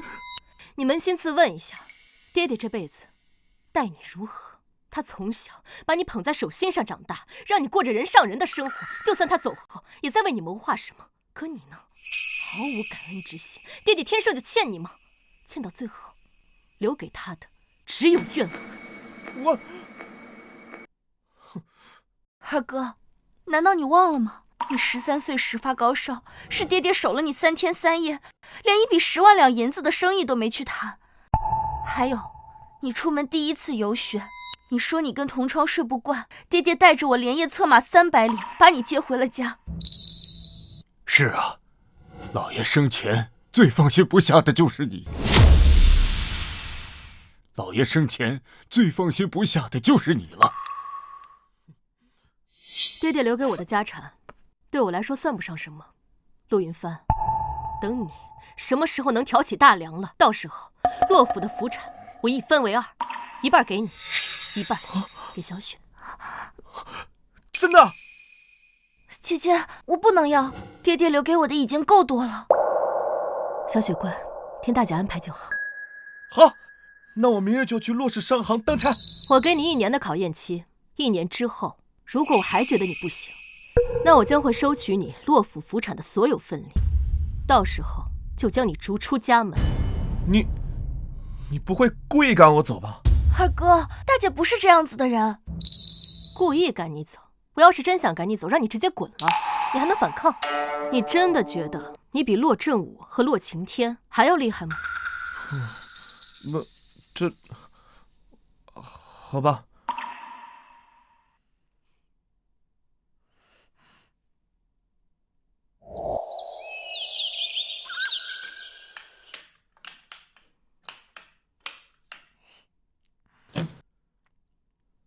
大姐不好了！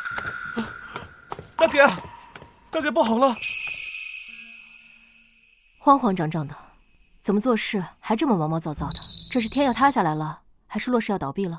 大姐，各家商行还有几家合作的商号，今天都突然宣布要和我们洛氏商行断绝合作关系。这样一来，我们就要周转不灵了呀！真是新鲜，我们洛氏商行富甲一方，从来都是我们挑选别人，现在轮到别人来断我们的生路，周转不灵，笑话！富甲一方又如何？在我们钱家面前，抬手可灭。富甲一方又如何？在我们钱氏面前，抬手即可灭。燕堂姐，你这是燕堂姐，她谁啊？洛振武是我亲哥，洛云辉是我亲爹，你说我是谁呀？原来是三房啊！你们三房都完蛋了，这个时候应该躲起来不出声，跑到我这儿来就是找死。你是觉得你比你哥还有你爹还要厉害吗？女人，我劝你在我面前别太嚣张。你们洛氏商行虽家大业大，但是账面银两可不足，而且我已经断了你们的供货，若不赶紧解决的话，就等着关门大吉吧。你又是哪根葱？连钱少都不知道，孤陋寡闻。钱少？钱瑞是你什么人？那是我堂哥。小朋友，你堂哥见到我都要低头做人，你还是赶紧带着你的未婚妻离开这儿吧，不要把局面弄得太难看。我堂哥在你面前低头做人，你怕是没睡醒吧？你们骆氏商行，在我们钱家眼里，算什么东西啊？我懒得跟你们废话，我这就去给钱瑞发个信。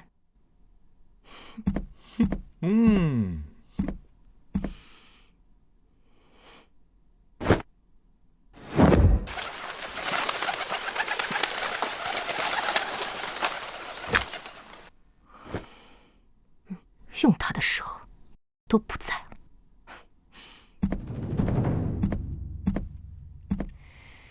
我还等着你给我堂哥发信呢，怎么，撑不下去了？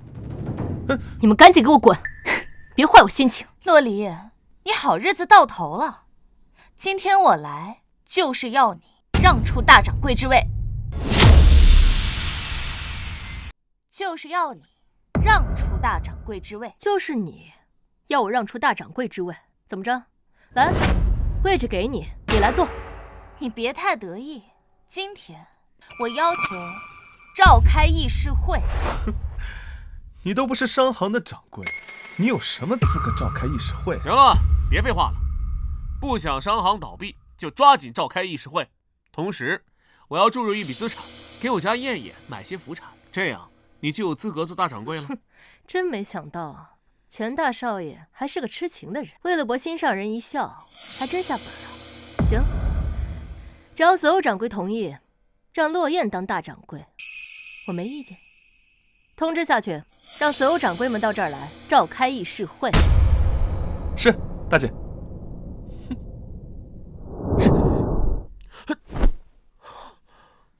大掌柜好，大掌柜找我们来有什么吩咐？大家都到齐了吧？那我就开门见山了。这位是洛燕，想必各位都认识吧？她想让我让出大掌柜的位置。如果你们要是同意，我没意见。这不是胡扯吗？洛燕有什么资格当大掌柜？你连掌事都不算，还有3房的罪还没有清算。你当大掌柜，你脸有那么大吗？你再大，有我们洛小姐的面子大吗？是，他怎么好意思开这样的口呢？要我说，直接报官把他抓进去。对呀，是啊，大姐，他哥之前不是说还要把咱们扔进乱葬岗喂狗吗？要不你也把他丢乱葬岗去？咱们凭什么跟他们俩讲道理啊？他哥得势时可没跟咱们俩好好讲道理吧？对呀，谁说不是？就是啊，都给我闭嘴！都给我闭嘴！你算哪根葱？到我们骆氏商行来耀武扬威了？我家是京城首富钱家，我大伯是钱万贯，你说老子是谁？钱家在我们大掌柜面前算个屁！就是你们这些蠢货，难道你们还不知道？我已经断了你们的供货商和合作商户，你们的资金链也已经断了，要倒闭了。现在你们知道怕了？只要你们把洛离拉下水，然后让我们家燕燕当这个大掌柜，我不仅可以恢复合作和供货，而且还可以给你们提供一笔资金。大掌柜，他说的都是真的吗？好像是的。现在你们总该知道选谁做大掌柜了吧？对，大家识时务者为俊杰，快选吧。这个位置坐久了更累。算你识相。不行，李小姐背景通天，这是在考验咱们。我司空远只认洛李小姐当大掌柜，谁俩都不好使。对，我们只认李小姐当我们的大掌柜，即使今日我们骆氏倒闭了，我们也只支持李小姐当我们的大掌柜。是。你们没办法，众望所归啊，我只能勉为其难的继续担任这个大掌柜了。洛离，你别得意太久，我们走着瞧。今天我就让你们骆氏商行倒闭。来。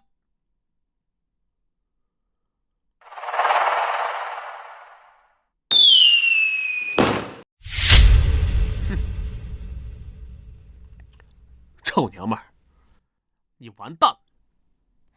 洛离，这个就是我对你的报复，你可还满意啊？我说白了，你也是个井底之蛙，别以为赢了你们骆家的内斗，就真把自己当回事儿了。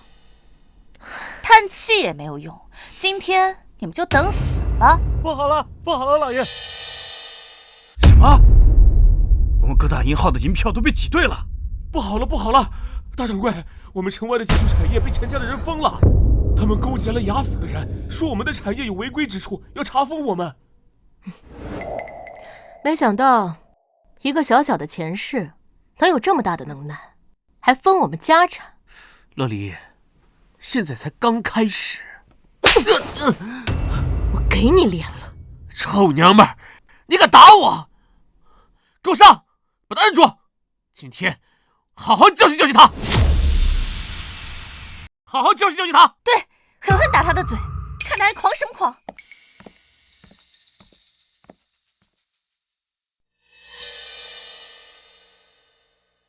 看到了吗，洛离？事到如今，你身边没有一个人帮你，就只能证明你这个人很失败。呸！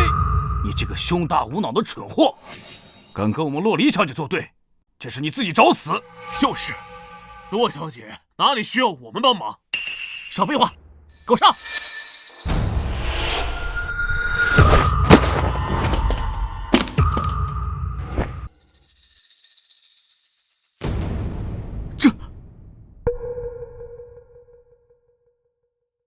原来你很会打呀！会打有什么用？当今是王法社会，难不成你还杀人？反正你已经得罪了我，今天洛氏商行肯定倒闭。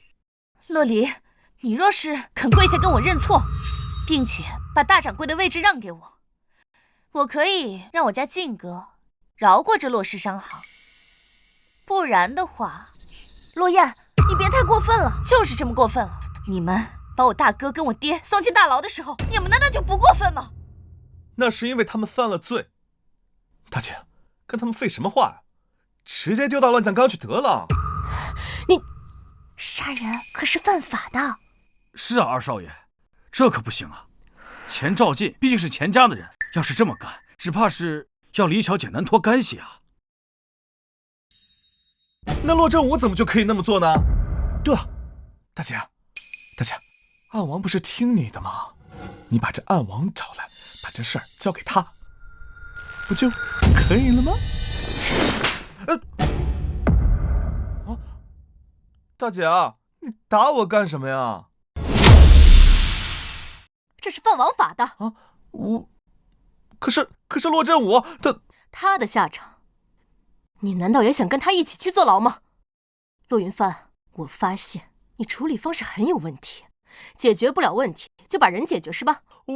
我警告你，永远不要触犯王法。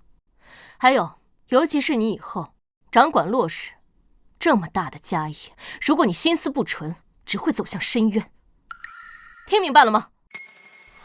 明白了，大姐。以你娇生惯养的性子，你去坐牢，你受得住吗？你本可以锦衣玉食的过一辈子，你犯王法，这就是最傻的事情。哎，你们干嘛呢？大祸临头了，搁这搞说教呢？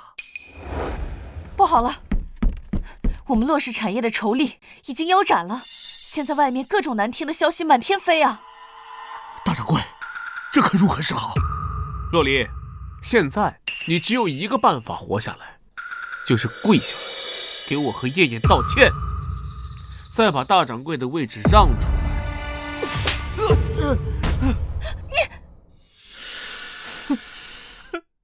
你就是一个跳梁小丑，打你都嫌我手脏。你就是头猪，不分青红皂白，在这里胡搞瞎搞。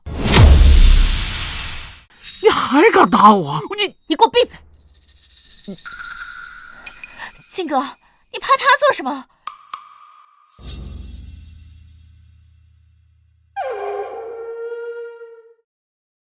钱瑞，立刻带着你爹滚回骆氏商行，今天必须给我一个满意的交代，否则你们全家都给我从京城除名。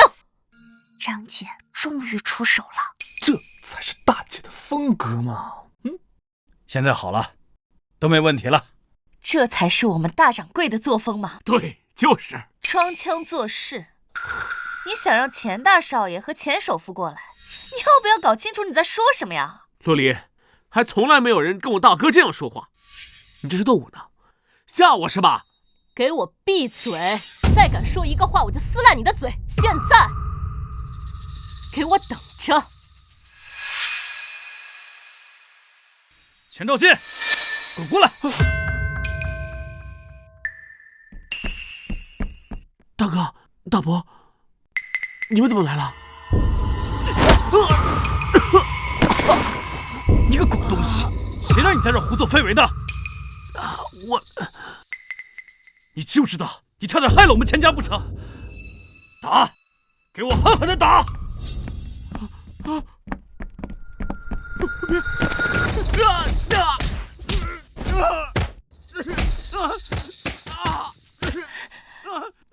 大哥，贱人，闭嘴！贱人，闭嘴！拖走！住手！金哥，快起来！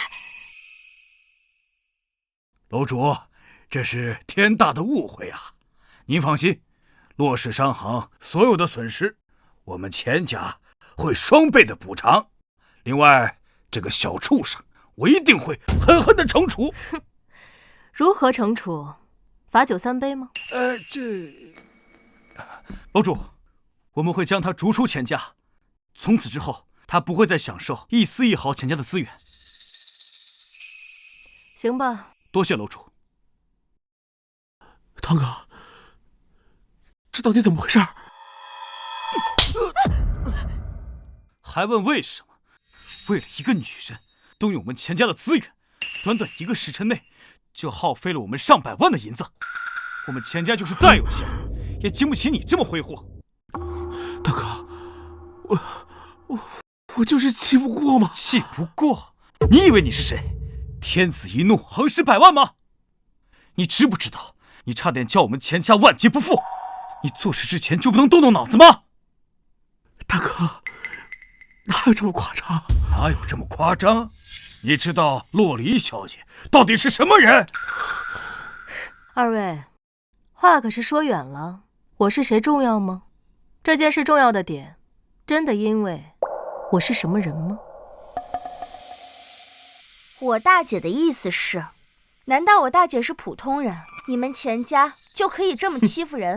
钱家就是这样仗势欺人的？薛小姐，楼主，你们的意思我明白，此次之事一定是个意外，我们保证绝不再犯。我希望你能说到做到。你走吧，从此之后，你不再是钱家人。大哥，我知道错了，大哥，我再也不敢了，大哥，放过我们，大哥，带走，放过我，大伯，我再也不敢了，大哥，大哥，我再也不敢了。你还不滚吗？你不得好死！你凭什么这样说我大姐？你们3房的人才是作恶多端，才是该死。事到如今，你们赢了，我无话可说。作业，你少在这惺惺作态。你大哥是什么样的人，你自己不清楚吗？那天在议事会上，你知不知道干什么了？他要把我们3兄妹手脚打断，还要把我们扔去乱葬岗喂狗。可你们好端端的站在这里啊！我父亲还有我大哥，被你们送到大牢里面。被关进大牢，那是他们坏事做尽，那是王法对他们的制裁。怎么，你觉得你们家天生高贵，杀人犯法都不需要受到惩罚吗？总之，我不服，让你们说破了舌头，也是你们2房无情无义，把事情做得太绝。哎，看来还是我太好说话了。你不断的挑衅我之后，还能继续对我狂吠。你传信去给暗王，让他过来一趟。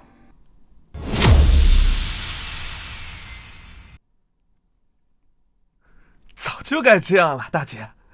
有些事情我能做的，但是你做不得。哎，知道了，大姐。怎么，你是在吓唬我吗？你以为我怕你们啊？好了，别跟他废话。我还懒得跟你们纠缠。哼！谁让你走了？之前给你机会你不走，现在晚了。怎么，你要用武吗？你是强盗啊！信不信我现在就去报官？哎，哼！谁让你报官了？我们怎么了？你要讲理，我们也有讲理的方式，对吧？你要不讲理，我们也有不讲理的方式跟你沟通。别以为只有你们三房可以无法无天。对了，楼主，先前不好的评论，我们已经找人提前消除了。老爷，咱们的产业估值恢复了。什么？太好了，我们产业估值也恢复了，还比以前更高了，太好了！楼主，我们已经向外宣布，对骆氏商行注资300万两。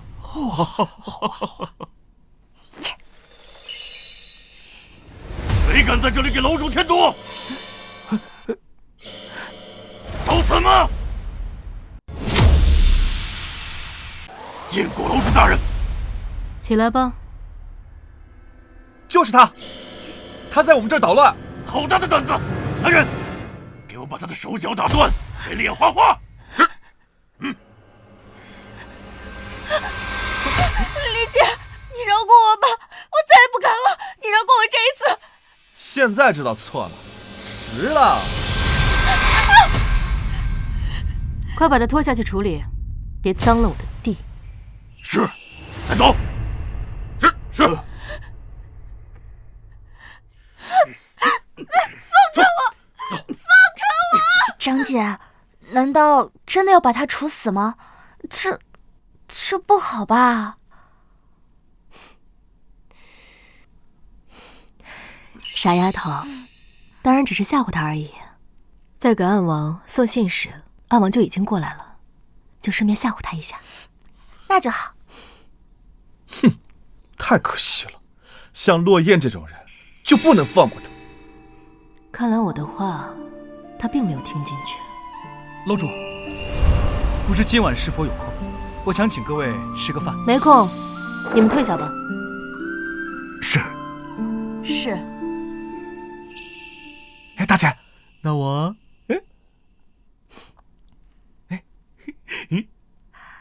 大姐，我看这钱家公子好像对你有意思啊，怎么就拒绝了？喜欢我的人多了去了。大姐，我看这钱家的长公子好像对你有意思啊，怎么就拒绝了呢？喜欢我的人多了去了。我才不信呢。什么意思啊？我不漂亮吗？我没有魅力吗？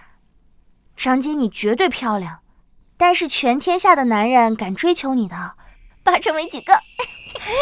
你找我打啊你！你给我过来！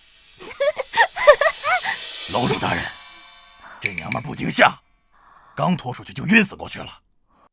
我们将她丢到了城外的破庙里。你们继续盯着点，等她醒了再把她带回来。是。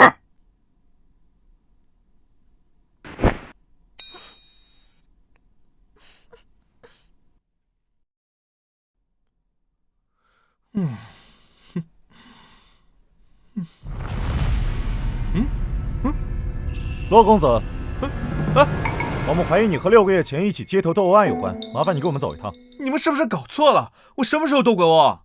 你们谁派来的？我找我大姐。不用找了，就是你大姐让我们过来的。不可能！不信你自己派人去问。大姐，你终于来了。他们是我喊过来的，你配合就行。放心，不会管你太久的，3个月就够了。凭什么管我呀？为什么呀？3个月后你就会明白的。带走吧。不是，大姐，别这样啊！别这样，大姐，大姐。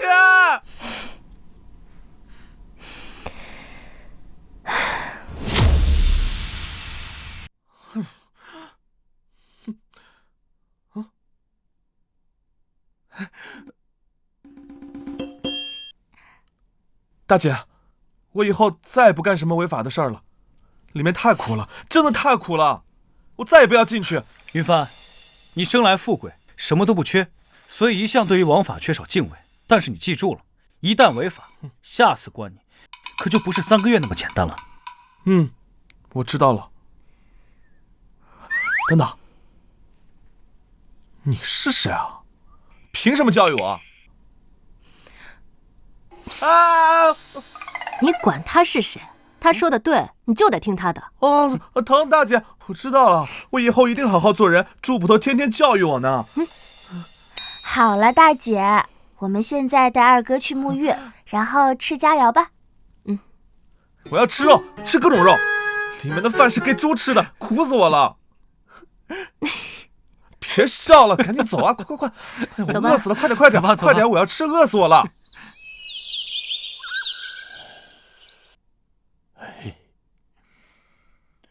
老爷，你交给我的第2封遗书里交代，如果大小姐不能应付大房3房，就将房产折卖了，分给3个孩子。可如今看来啊，这第2封遗书且用不到了。